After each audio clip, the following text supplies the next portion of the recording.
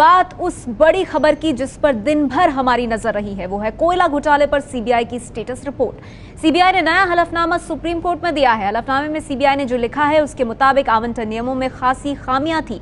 कोई नियम कानून स्पष्ट न होने के कारण जिसने जिसे चाहा वैसे कोल ब्लॉक आवंटित कर दिया। सीबीआई ने यह निष्कर्ष साफ तौर पर कोर्ट के सामने रखना चाहा था, लेकिन उसे सरकार के लोगों ने बदलवा दिया है।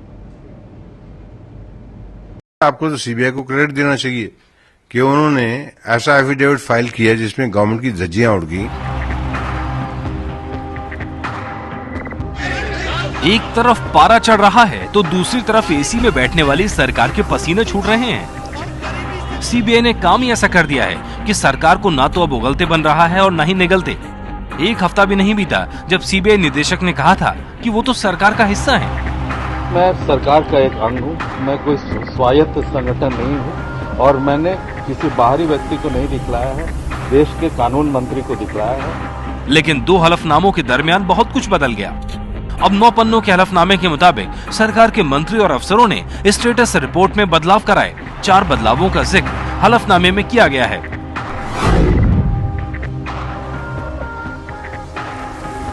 सीबीआई की रिपोर्ट में लिखा था कि खानों के आवंटन को लेकर ऐसी कोई व्यवस्था नहीं थी कि खान के लिए आवेदन करने वाली कंपनी को नंबर दिए जाते या किसी आधार पर वरीयता दी जाती। पीएमओ के संयुक्त सचिव शत्रुघ्न सिंह और कोयला मंत्रालय के संयुक्त सचिव ए.के. भल्ला के कहने पर सीबीआई से ये टिप्पणी हटाने को कहा गया। व्यवस्था न होने वाली बात सीबीआई ने इसलिए मान ली थी क्योंकि जांच अभी चल ही रही थी।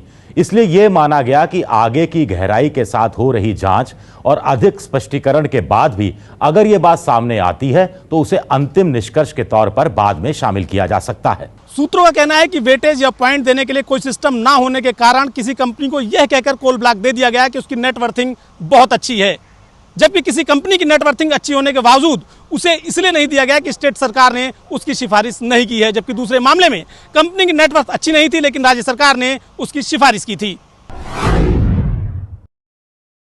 बहुत संभव है कि पीएमओ और कोयला विभाग के अफसरों को यह डर सता रहा हो कि सुप्रीम कोर्ट बिना कोई सिस्टम के खानों को आवंटन किए जाने पर सरकार की खिंचाई कर सकता है, इसलिए यह बदलाव करवाया गया हो।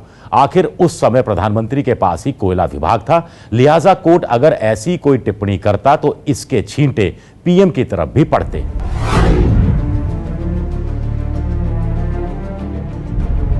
सीबीआई की रिपोर्ट में कहा गया था कि खानों के आवंटन के लिए बनी स्क्रीनिंग कमेटी ने आवेदन करने वाली कंपनियों के बारे में कोई खाका तैयार नहीं किया।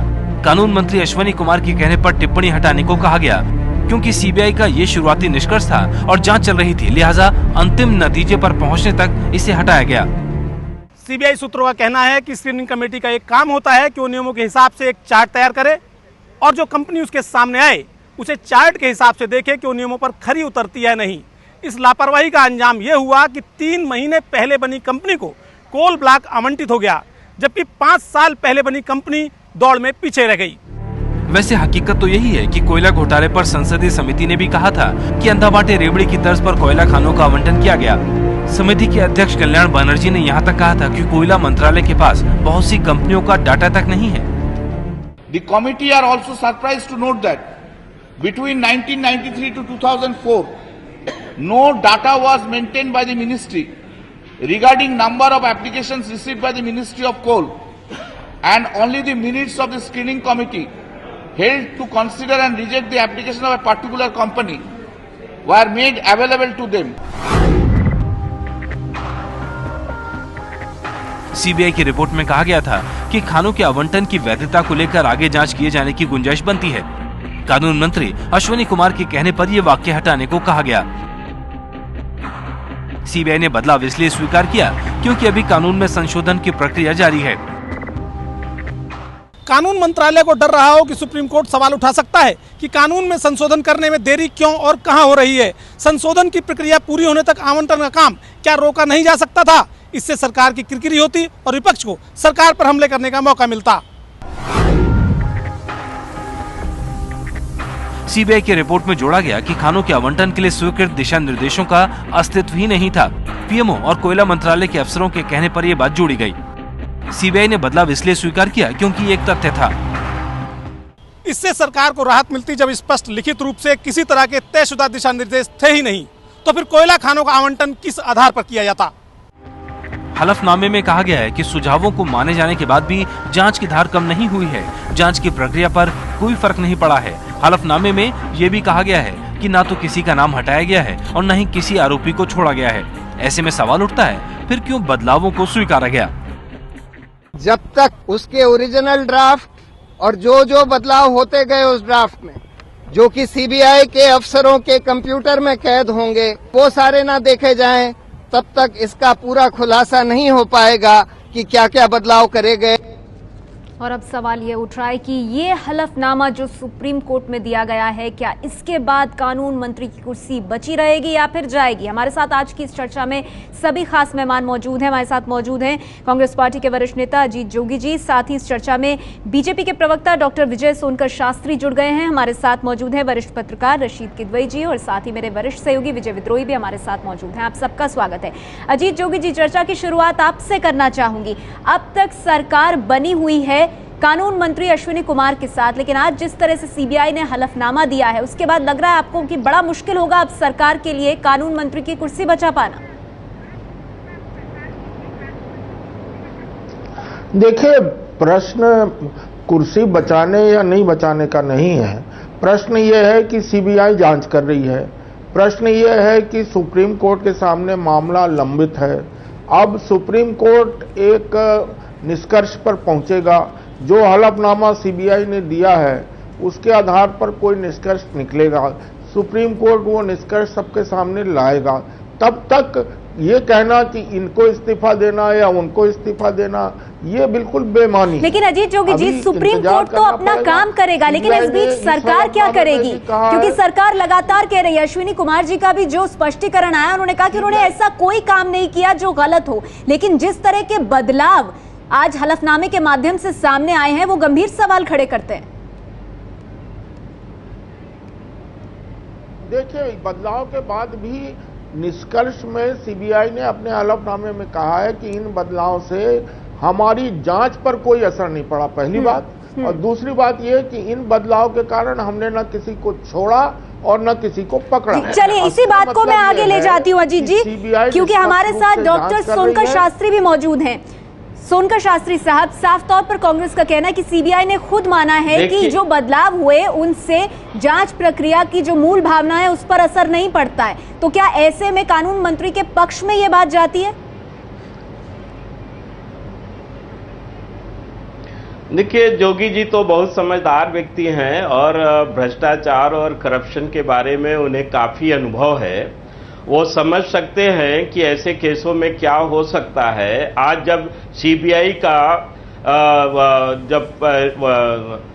हलफनामा आ चुका है और उसमें स्पष्ट सारी चीजें कर दिया है उसने कि कहां कहां पर गलतियां की गई, किस प्रकार से कौन कौन लोगों को ये उनके रिपोर्ट को दिखलाए गए, इसके आधार पर अब बचा ही क्या है सीबीआई के पास? सीबीआई के पास तो अब कुछ बचा ही नहीं है, सारी चीजें स्पष्ट हो चुकी हैं। ऐसे में अगर जोगी जी ये कहते हैं कि इस्तीफे की आवश्यकता नहीं है, तो हम इस बात के लिए समझ नहीं सकते कि क्या प्रधानमंत्री जो दोषी हैं इस कांड में, कोयला मंत्री जो दोषी है इस कांड में, अश्विनी कुमार जो कानून मंत्री दोषी है इस कांड में, क्या ऐसे लोगों से इस्तीफा नहीं मांगा जाए बल्कि इनको भारत रत्न की उपाधि देने के लिए रिकमेंडेशन किया जाए? क्या चलिए, किस तरह से गलतियां हो रही, किस तरह से बेशर्मी की बात हो रही है, किस तरह से देश को भ्रष्टाचार के ज्वाला में झोंक दिया गया है। यूपीए सरकार ने जिस तरह से बेशर्मी की सीमा पार करी है, क्या अभी भी इस पर ये बोलने की बात है कि इस्तीफा क्यों मांगा जाए? ठीक है, सोनकर शास्त्री जी, विजय आपसे कुछ। ये जो बदलाव है, 4-5 बदलाव, इस बदलाव का फायदा तो बीजेपी की भी उन राज्य सरकारों को हो रहा है जिन्होंने लिख कर दिया था कि खानों का जो आवंटन है वो उसकी नीलामी नहीं होनी चाहिए। कुल मिलाकर इससे राहत तो आपकी सरकार, आपकी जो सरकारें हैं और वहां जो गलत ढंग से आवंटन हुए उनको भी राहत मिल रही है इन बदलावों से। देखिए विजय जी, आप बहुत सुलझे हुए पत्रकार हैं, आपको बहुत ज्यादा बताने की आवश्यकता नहीं है, पर मैं आपको जरूर इतना बताना चाहूंगा कि राष्ट्र का इंटरेस्ट, राष्ट्र का हित समाज और व्यक्ति और पार्टी के हित से ऊपर होता है। 2003-2004 तक इस देश में सब कुछ नॉर्मल चलता रहा। अचानक 2004 के बाद करप्शन का एक जैसे कोई दरवाजा खुल गया हो, जैसे सारे के सारे लोग पार्लियामेंट के अंदर से लेकर 2004 के बीच जो खानों का आवंटन हुआ उनके डाटा तक नहीं रखे गए। सारे लोग आपकी उस समय की एनडीए सरकार ने भी आवंटन किए थे इसी ढंग से। उनके डाटा मैं ये नहीं कह रहा कि कांग्रेस का बचना चाहिए या एनडीए को रखना चाहिए, लेकिन मोटे तौर पर पूरा जो सिस्टम है उस सिस्टम को ही बचाने की कोशिश इस बदलाव के जरिए कांग्रेस की यह सरकार कर रही है, जिससे राहत आप लोगों को भी मिल रही है। नहीं, देखिए, अगर डेटा की बात आप करते हैं तो 93 से लेकर के 2004 तक का डेटा हमारे पास है, हमारे हाथ में है इस समय, आप देख सकते हैं। वो ठीक है, लेकिन जो संसदीय समिति थी जिसकी अध्यक्षता कल्याण बनर्जी साहब ने की, उन्होंने कहा उन्हें डेटा नहीं मिला। ये डेटा उनके पास जाना चाहिए था। सोनकर शास्त्री साहब, मैं आऊंगी आपके पास, लेकिन हमारे साथ एक और खास मेहमान मौजूद है, हम उनसे भी बात कर लेते हैं। रशीद किदवई जी, ये जो पूरा प्रकरण है, जी मैं आऊंगी, डॉक्टर शास्त्री आपके पास आऊंगी सर, आपके पास आऊंगी मैं। जी बोलिए। ये महत्वपूर्ण प्रश्न है जो मैं बताना चाहता हूं, ये आपके दर्शक के लिए भी जरूरी है। ये 2005 तक केवल 70 अलॉटमेंट हुआ था कोल ब्लॉक का, और उसके बाद मात्र 3 वर्षों में 70 से ज्यादा बल्कि 140 कोल ब्लॉक का आवंटन हो गया 3 वर्षों में, और वो सारे के सारे प्राइवेट सेक्टर को दिए गए, किसी सरकारी सेक्टर को नहीं दिया गया। ठीक है, तो आप यही कह रहे हैं कि कई सवाल हैं जिनको लेकर सरकार कटघरे में। अजीत जोगी है हमारे साथ। कोयले की दलाली में काले हाथ हुए, किसी के कम हुए, किसी के ज्यादा। शास्त्री जी ये क्यों भूल रहे हैं आप?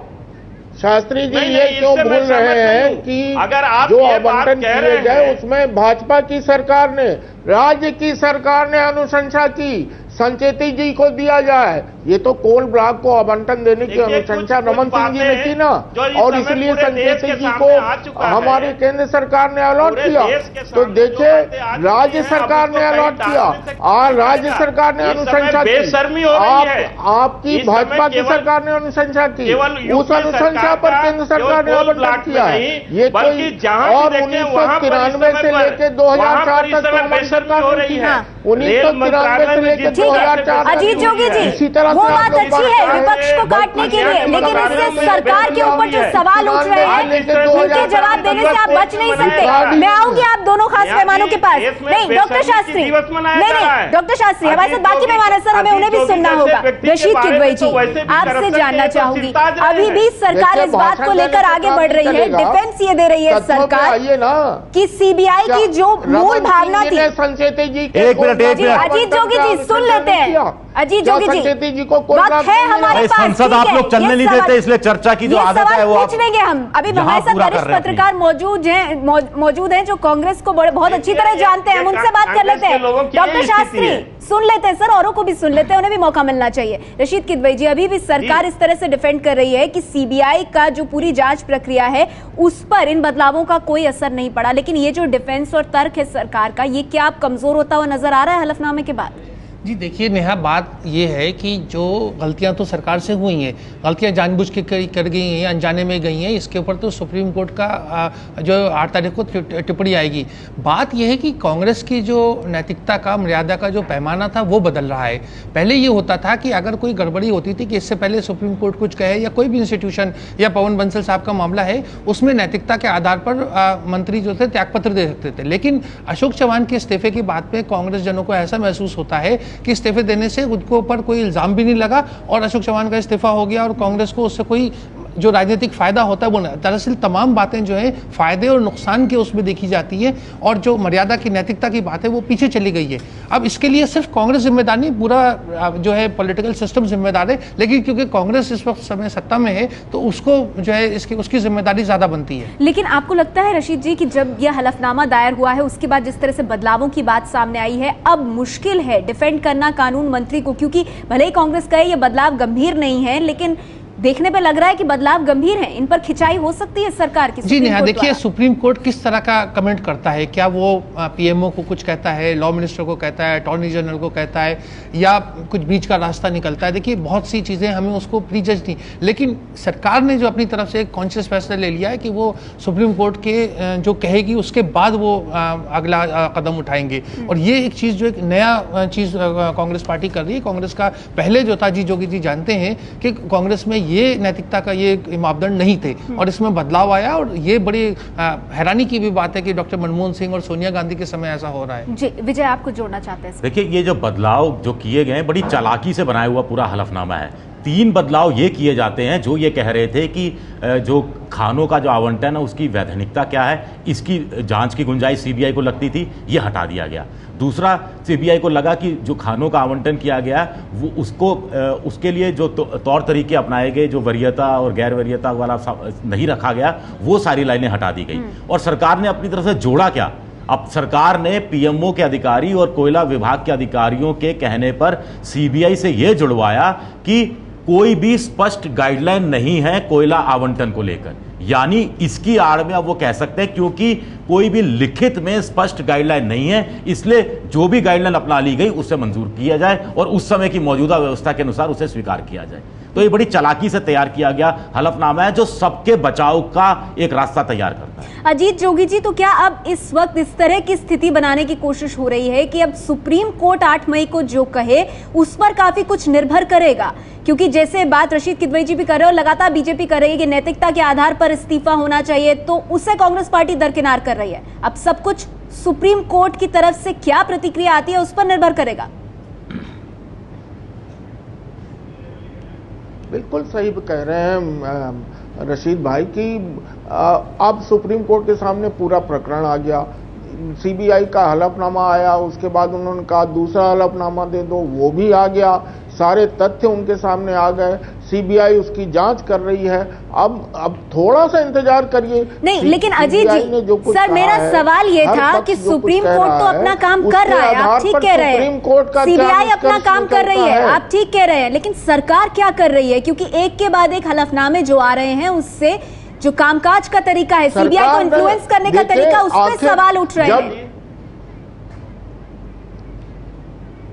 देखिए, ये प्रश्न जो है, पूरा प्रश्न कोयला आवंटन का, पार्टी को अलग कर दीजिए। आवंटन भाजपा के एनडीए के जमाने में भी हुआ, हमारे जमाने में भी हुआ। आवंटन भाजपा की राज्य सरकारों की अनुशंसा पर हुआ, हमारी केंद्र सरकार ने भी किया। इसलिए प्रश्न ये है सुप्रीम कोर्ट के सामने कि 1993 में जब ये नई नीति बनी कि कोल इंडिया के अतिरिक्त कोल इंडिया के अलावा प्राइवेट लोगों को भी देना पड़ेगा, तभी 1 लाख मेगावाट बिजली का जो डेफिसिट है देश में वो पूरा हो सकेगा। उसके बाद 1993 से 2004 तक एनडीए ने बांटे, उसके बाद 2004 से अब तक पूरा का पूरा प्राइवेट सेक्टर को दे दिया गया है। सुप्रीम कोर्ट ये फैसला लेने वाला है। अरे तो आपके रमन सिंह जी ने एक भी नहीं दिया गया, पूरा का पूरा आपके शिवराज सिंह जी ने अंबानी का अनुशंसा नहीं खींचा। ये तो पूरा, इसमें तो आपकी राज्य सरकार के अनुशंसा के आधार पर आवंटन नहीं हुआ क्या? जोगी जी, आप ये बताइए, नैतिकता का पैमाना कांग्रेस में बदला है कि नहीं? अजीत जोगी जी, सवाल आपके लिए, केंद्र सरकार ने बार राज्य सरकार की बात कर रहे हैं। जोगी जी, आप इस समय केंद्रीय मंत्रालय की बताइए कि कांग्रेस का जो नैतिकता के मापदंड, नैतिकता का पैमाना क्या वो बदला है? इस समय कोल मिनिस्टर की बात हो रही है, लॉ मिनिस्टर के करप्शन की बात हो रही है। रशीद भाई ने उठाई है। मैं कह रहा हूं नैतिकता कहां गई थी जब नैतिकता की भी बात हो रही है। बच्चियों के साथ, 5 साल की बच्ची के साथ 5 साल तक लगातार रेप होता रहा, बलात्कार हुआ, तब रमन सिंह जी घुमा रहे हैं। सवाल इस समय अजीत जोगी जी मापदंड, अगर कोई और पार्टी नहीं कर रही है मापदंड तो आप तो करें। नैतिकता के मानदंड पर भाजपा कहीं नहीं टिकने वाली है। हमने तो नैतिकता दिखाई है। नेहा जी, अजीत जोगी ने हमारी पार्टी पुरानी है, नैतिकता ये वो की बात पार्टी कर रहे है हैं जिसके रेल मंत्री शास्त्री जी ने, आप देखिए कि इनकी सरकार आपके बेशर्मी से कितने नीचे चली गई है। तब बेशर्मी रेल का की एक एक्सीडेंट सीमा हुआ होती तो है, इस्तीफा उससे दे भी दिया नीचे था। चले गए ये हैं। पार्टी पूरा देश वो देख रहा पार्टी है। चलिए ठीक है, उसी की तो बात कर रहे हैं, वो परंपरा क्यों खत्म हो गई? आप लाल बहादुर शास्त्री का जिक्र कर रहे हैं, उसमें 3 प्रमुख बातें हैं। जी जी डॉक्टर शास्त्री, उन 3 प्रमुख बातों के बारे में हमने बात की। विजय ने बताया कि विजय विद्रोही ने बताया कि क्या बदलाव थे और किस तरह से किए गए। लेकिन अजीत जोगी जी, एक बार फिर मेरा आपसे सवाल, जो रशीद किदवई जी भी पूछ रहे हैं कि क्या नैतिकता का पैमाना कांग्रेस पार्टी में बदल गया है? नेहा जी, सबसे प्रमुख बात यह है, सुन लेते हैं अजीत जी को। नहीं वो ठीक है, नैतिकता का पैमाना तो बदल गया है। नैतिकता का पैमाना अब जब की कोर्ट इस पूरी बात की निगरानी कर रहा है। आज कौन सी तारीख हो गई? 6 तारीख हो गई। 8 तारीख को कोर्ट फैसला देने वाला। 2 दिन लोग इंतजार नहीं कर सकते। ठीक है। डॉक्टर विजय सोनकर शास्त्री जी, कांग्रेस पार्टी ने साफ कर दिया है कि 8 मई को सुप्रीम कोर्ट अपना फैसला इस पर देगा, सुनवाई करेगा। वो अहम होगा सरकार के लिए। आप भले ही संसद और सड़क पर खड़े होकर इस्तीफा मांगते रहे, उससे सरकार को फर्क नहीं पड़ता। नहीं, यही तो कहना है और पूरा देश देख रहा है। ये एक बेशर्मी का खेल यूपीए सरकार लगातार खेल रही है। आज अगर सीबीआई ने ये बात संविधान का क्लियर कट अपने रिपोर्ट में दिखा दिया है कि उसकी रिपोर्ट को लॉ मिनिस्टर ने देखा है, जिसमें आप लॉ मिनिस्टर ने जब देखा है जो कि उसका अधिकार नहीं था, साथ बोल रहे हैं, आप दोनों साथ बोल रहे हैं, कुछ समझ नहीं आ रहा है। सुप्रीम कोर्ट किस प्रकार आप दोनों मेहमान साथ में बोल रहे हैं। ठीक है, कह दी आप लोगों ने अपनी बात। रशीद किदवई जी, वक्त मेरे पास बहुत कम है। अजीत जी, ठीक है, आपने अपनी बात कह दी। डॉक्टर विजय सोनकर शास्त्री, आपने भी अपनी बात रख दी। रशीद किदवई जी, अंत में मैं आपसे जानना चाहूंगी, कानून मंत्री को बचाने से ज्यादा, उनका साथ देने से ज्यादा, क्या ये जो पूरा घटनाक्रम है, इसमें बड़ी बात यह है कि प्रधानमंत्री पर आंच ना आए, इसीलिए ये पूरी कवायद हो रही है? जी नेहा, देखिए, जो कांग्रेस की जो अंदर की राजनीति है वहां पर बड़ा, क्योंकि प्रधानमंत्री जो है वो पॉलिटिकल लीडरशिप उनके पास नहीं है। कांग्रेस पार्टी की एक जिम्मेदारी बनती है, नैतिक जिम्मेदारी बनती है कि वो प्रधानमंत्री का जो है बचाव करें। तो उसके लिए जो है ये तमाम चीजें हौच पौच और ऐसे फैसले लिए जा रहे हैं जो कांग्रेस की परंपरा में नहीं है। और मुझे लगता है, लेकिन क्योंकि ये सारी बातें जो है जनता को इस पर देखना होगा, तो कांग्रेस को ये भी सोचना चाहिए कि वो किस तरह के जो है मापदंड तय कर रही है और आने वाले समय में वो इस चीज को जनता के बीच में कैसे जवाब देगी। बिल्कुल, यही अहम सवाल बना को मुझे लगता है कि एक ही सेंटेंस बोलूंगा कि इस पर विचार जरूर करना चाहिए कि आखिर आरोप लगने पर इस्तीफा दिया जाए या फिर आरोप साबित होने पर। जोगी जी के प्रधानमंत्री के बारे में बड़े खुले विचार हैं जी, लेकिन वक्त मेरे पास नहीं है, तो इतने की इजाजत देता है वक्त। शुक्रिया आप सभी मेहमानों का। 8 मई को सुप्रीम कोर्ट इस मामले पर सुनवाई करेगा, देखना दिलचस्प होगा उसके बाद सरकार का क्या रुख रहता है, कानून मंत्री की कुर्सी रहती है या फिर जाती है।